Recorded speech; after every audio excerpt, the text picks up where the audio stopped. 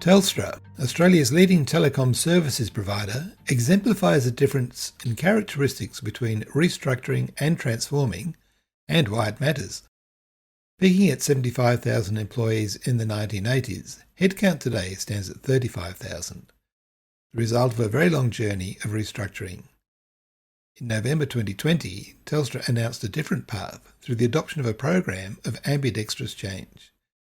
The term ambidextrous is used to describe a method of corporate change that relies on the continual restructuring of the core, while also engaging in a transformation to a new form and format altogether.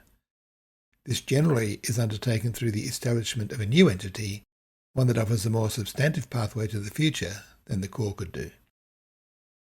Core business at Telstra is the ageing infrastructure. It includes assets such as fibre cabling, data centres and 4 and 3 and 5G towers. The emerging business is a tech-centric service-oriented entity that delivers software-defined solutions such as networking capabilities, amongst many other things. Understanding the difference between restructuring and transforming is important.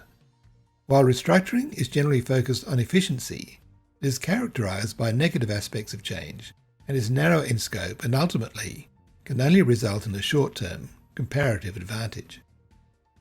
An example is an intent to reduce operating costs by 20%.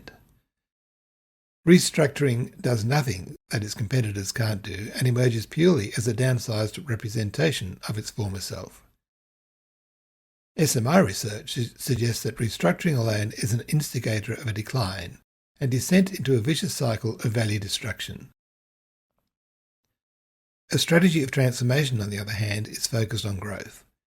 It is made up of positive programs grounded in ambition and a clear vision of a better future. The outcomes from this approach, it was observed from our research, is far more likely to result in the organisation experiencing a virtuous cycle of value creation. To avoid missteps, corporations must deftly manage the alignment between long and short-term strategy. They must also be prepared to adapt to what is while continuing to invent what could be, as Telstra is doing. There's no better example of this than Telstra, whose infrastructure business was recently handed a lifeline. This arrived in the form of a partnering opportunity with Microsoft, who desperately need to roll out fibre optic cables to cope with the increase in demand from AI-driven technologies. Who knew? Ultimately, the goal of transformational change is to allow the organisation to enter a state of regeneration. This is where restructuring becomes unnecessary. Now, transformation is a part of the strategy system, enabled by a program of continual strategy and as an outcome, organisational renewal.